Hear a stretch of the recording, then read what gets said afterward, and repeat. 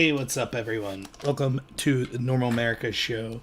Special stream here. Normally, when I'm at my office, I'm not streaming, but I'm off the clock. I have a debate lined up tonight with Pisco, and it'll be on Hillary's emails and whether or not, I forget the exact wording of the topic. The thrust of it is whether or not someone in Hillary's team should have been charged with the deletion of subpoenaed emails. That's going to be a YouTube exclusive, or at least it won't be on Twitch, because I told Pisco to pick a moderator and he chose Destiny, which is fine. I don't mind Destiny as a moderator. Methinks that it'll probably, from what I've seen, Destiny sometimes likes to involve himself when he's moderating, which is fine by me. It could be a 2-on-1. I don't really care. So I don't think it'll be straight up a 2-on-1 though, but nonetheless, because Destiny is banned on Twitch, I will have to end this video and then start streaming to YouTube. So that'll be something. You'll have to go over to YouTube. If someone's on Twitch, I'll ask later to put my YouTube link up there, but it's just Normal America with Rob Noor on YouTube. If you search that, you'll see it. Also, there is a chance I'll re-explain all of this. We'll probably end this stream at about 9:25. And I'll re-explain all of this, but there is a chance, because my work internet sucks here, that I won't be able to stream this. If that's the case, you could go to Destiny's YouTube channel and watch it there, and then I'll just record it and I'll upload it when I get home, so you'll be able to see that in a couple days. So it is what it is. It's no one's fault, really. It's just Pisco and I, our work schedules were conflicting, and I already had debates lined up Wednesday and Thursday, so I couldn't really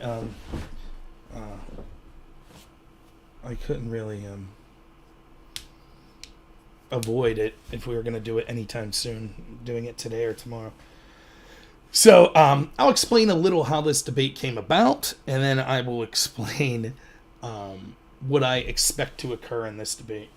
Why am I wearing my hat? I look better in my hat with my bald head there. There we go. So this is what came about. Pisco and me have debated on these sort of issues for a long time. For people who don't know Pisco, he is now a lawyer. He's passed the bar. I actually like Pisco, and I think he's an intelligent person. He's someone that I like having debates with, particularly on matters of law and things like that, because it's interesting, even if it's someone I disagree with, to get a lawyer's perspective on things. Or, when I first started debating Pisco, he was in law school. Now he is an official lawyer. So I enjoy that sort of stuff. I have came to realize after probably 16, 17 hours of one-on-one discussions with Pisco that I think he's bad faith. And what I mean by bad faith is I think that maybe it's a word that I should be a little more careful using. I'll explain exactly what I mean by it, and you can determine whether or not this meets the definition of bad faith. I think that he will defend his side in real time, or more accurately, will go against his enemy in real time, no matter what the evidence points to always. And in this case, his enemy is Donald Trump, right? So he probably at the end of the day would be willing to be like, I don't care, Hillary, whatever. But he wants to make any excuse for the FBI's double standard to go after Trump. And it's really sad, particularly from someone that's a lawyer. For example, he didn't think it was illegal for people to be protesting outside the homes of Supreme Court justices. Why? Well, because that was damaging to Democrats and helpful to Republicans. He never spoke up, nor does he think it's corruption for the FBI to lie on FISA warrants and use unverified opposition research. It took me huge amounts of time to even get him to admit, yeah, it's probably not a good thing that they were using opposition research that they never verified to be able to spy on Trump.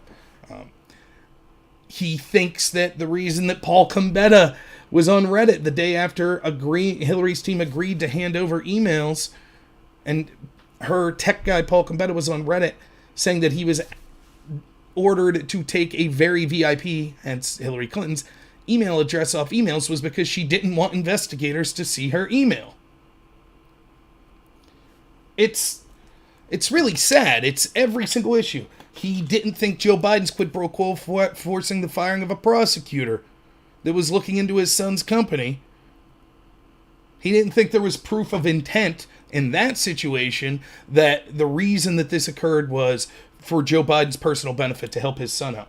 But he absolutely, because he's like, oh, intent's so hard to prove. But anytime it comes to Donald Trump and proving intent, like Trump's alleged quid pro quo, Pisco's like, absolutely, I know what Trump's intent was. Absolutely know what his intent was.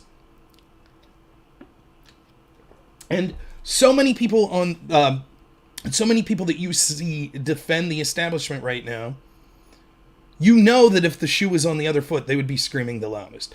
Just like the people that said mostly peaceful protest, I don't really see the violence. Violence is the language of the unheard. When we had left-wingers rioting in the summer of 2020, every night, pretty much every night. And I said, okay, well, when the right decides that they're eventually going to have a riot, you're going to freak out. No, we won't. And then that's exactly what happened. Or, if we had, if people were protesting outside the judge that signed the warrant on Mar-a-Lago, if people were outside his house and posting where his kids go to school and church and stuff like that, there'd be an outrage by these people. But they were okay with it when it was Kavanaugh's house. So it's not just, the reason I say bad faith is I believe that he will always take that position. There is no evidence that could come out. And I know this because we see the evidence in the FISA case. And it's like it's like pulling teeth to get him to admit anything happened wrong there. And even still, he's like, yeah. And this is, by the way, what people always do. They'll ignore when a big story like this comes out, right? That's damaging to their side. The left does this all the time. And then years later, they'll go, yeah, I guess that was bad, but what can we do now? It was in the past. Anyways, that's what they'll do. Ignoring the fact that my issue, and the reason this is important to me is because I have said from the get-go, ever since I've started streaming, if Trump committed crimes, charge him. I've criticized Trump. I've criticized people surrounding Trump. I've criticized Republicans. I still do. But my issue is more than any specific crime that Donald Trump's alleged to have committed, or that Hillary Clinton's alleged to have committed, or that Joe Biden or Barack Obama are alleged to commit, it would be even more worrisome to have an FBI that engaged in double standards and selectively went after people that they perceived as political opponents or people that they politically didn't like. That's why this is the issue to me. So when we see someone like Pisco, the last I talked to him, we were talking about whether or not they should have raided Donald Trump's home. And I was bringing up these double standards. Like, well, they never raided, for example, when Mills and who was the other? Sullivan, I think, or I forget. But when Cheryl Mills and the other person refused to hand over the laptops until they were given immunity, they chose not to raid the homes and get the laptops. Why? So these double standards, and I was saying, like, we could see a pattern of it's evident that there's bias. The agents at the top have shown that they don't like Trump and they prefer the Democrats. From Comey to McCabe to Strzok to Page to Weissman, they've all shown that. A guy today named Thibault, I don't know how you pronounce it, Thibault or Thibault, he was escorted out of the FBI. He was the person in charge of burying the Hunter Biden laptop. And also one of the people, I think, that we'll find out, that was in charge with starting the new investigation into Trump that led to the Mar-a-Lago raid. So anyways, I called him bad faith, and then, he then reaches out to me on his Discord and says, hey, you want to debate about, if Trump committed these crimes that the affidavit alleges, would you admit that those, or did the things the affidavit alleges, would you admit those are crimes? And I was like, I don't want to talk to you about this, you're bad faith. And then a bunch of people in his Discord are like, that's bad to call him bad faith, and blah, blah, blah. And I was like, he is, I don't give a shit. I said, if you want to talk about the Hillary email stuff, fine. But I'm not going to debate someone who the point's just going to be, because what always happens is everything's going to be, and it'll be the same with the debate tonight. The way laws are written and things like that, they'll be able to say, well, it's baked in that the FBI or any law enforcement, or for that matter, any organization that's charged with enforcing rules, can use their discretion whether or not they want to charge people or want to enforce rules against people and things like that. And so he'll say, well, technically, isn't this a crime? And it doesn't matter if I say, well, yeah, it technically could be a crime, but this crime is committed all the time. For example, Philip Mudd, a CIA person, said, yeah, people take classified evidence home all the time. People have stored this evidence, yet their house hasn't been raided, especially a person of this political stature. And so this is the game they want to play. Ignore the double standard. I'm fine, for example, and I've said this, I've been consistent on this the entire time. I'm fine if we're going to enforce laws even more strict than I would like, but it's applied in an equal standard. For example, if we're going to enforce FARA violations, failing to register as a foreign lobbyist, no problem, I'm all for it. Lock up Manafort. That's cool. But he worked with the Podesta Group and Mercury LLC. Why was no one in those groups punished? Why isn't Hunter Biden punished for lobbying for foreign interests? Just people connected to Trump. If lying to the FBI is a crime, fine. Then charge the people that do it. Or lying to Congress is a crime, fine. Charge people that do it. Why isn't Brennan being charged? Why isn't Clapper being charged? Why isn't Comey being charged? Why isn't Mills and Abedin being charged? Why isn't Hillary being charged? Why didn't Paul Gambetta get charged? It's always, and Pisco's answer the entire debate every time we bring something up, because he's going to rely on the IG report, and he's going to say, well, you know, this was within the scope of what the FBI is allowed to do. They're allowed to just give everyone immunity if they think it's the best thing to do. And so he's going to rely on the fact that the inspector general that did a report said he didn't find evidence that bias influenced these decisions, even if they were decisions that they think weren't the right decisions to take. And the problem is the IG is going to say, we just looked in each individual situation within the investigation and said, could you make a theoretical argument for why you would do this? If you could, well, then we can't say, unless we have a letter saying we did this because we hate Trump. He'll say, I can't prove bias did it. And by the way, this was the same with the IG's investigation into Crossfire Hurricane. But when asked specifically, the IG said, I'm not saying bias didn't play a role. I just can't prove it did. And the problem is when you look at 100, like, for example, take something that would be easier to determine, right? Take, like, someone being removed from Twitter, right? So someone gets banned from Twitter. And they say, well, the reason is because they used hateful language. And you could be like, well, here's 10 high-profile lefties that used more hateful language and they didn't get banned. And they'll say, well, that's whataboutism. Did this person, the right-winger that got banned, violate the TOS? Well, then they're gone. And that's exactly what they'll play here. You don't look at the pattern of the overwhelming pattern, right? That we could see every single situation that went in the Hillary investigation. It was basically be as light as possible, give people immunity, don't charge people with things, rush the investigation, do everything. And then it was the exact opposite with Crossfire Hurricane. Charge low-level people, go after them, put the screws to them. But on any one specific situation, if you're looking at in a bubble, you could say, well, I technically could see why they gave Paul Gambetta immunity. Now, the other thing to say here is, before I move over to the other stream, Pisco has a strategy, right, where he's claiming I don't know what he's going to say. I'm 95% sure I know what he's going to say. He's admitted that deleting subpoenaed emails is a crime if you knew that they were subpoenaed. He's also admitted that when Paul Gambetta deleted the emails, he knew that they were subpoenaed.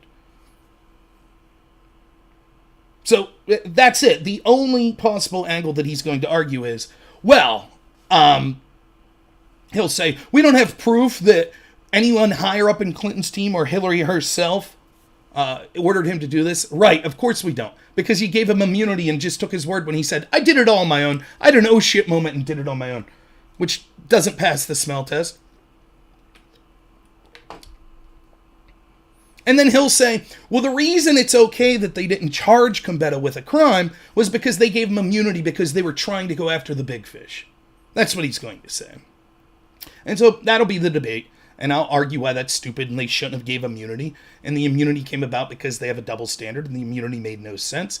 And that there was a pattern from Gambetta and the Hillary team that showed that they were exhibiting behaviors in private to show motivation that they were trying to hide these documents, such as going to Reddit and asking. So that's basically how I picture the debate going. Now, to everyone watching right now on Twitch and YouTube, I'm going to start a new stream. So on YouTube, the way it works, you'll have to leave this stream and go to another YouTube stream, which I'll be starting up here in about 3 minutes. Let me explain what's happening. So the debate is going to be moderated by Destiny. Destiny is banned from Twitch. Therefore, I can't stream on Twitch. So what I will be doing is streaming to YouTube. There's also a secondary problem. And that problem is the last time I tried to do a debate like this from my work office, is where I am now, my internet couldn't handle it. And so, if that's the case, You could watch this on Destiny's YouTube channel. And let me see if I can post a link to that now. Hopefully. And I will record it and put it up later. Here is the actual video right now that I think it'll be on. The Destiny's still talking. Someone's on. Oh, for God's sakes.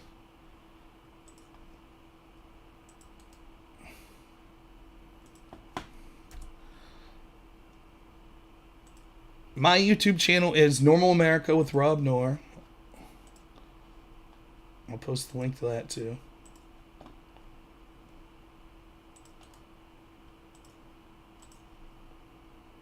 So again, go to my YouTube channel to watch it. If for whatever reason I can't stream, I'll record the debate and then I'll put it up there later. If it's like lagging or anything like that. But that's where it'll be. So you can go to Destiny's channel if my thing craps out. Otherwise, it'll be on my YouTube channel. All right. I'm going to end this. Then we'll go over and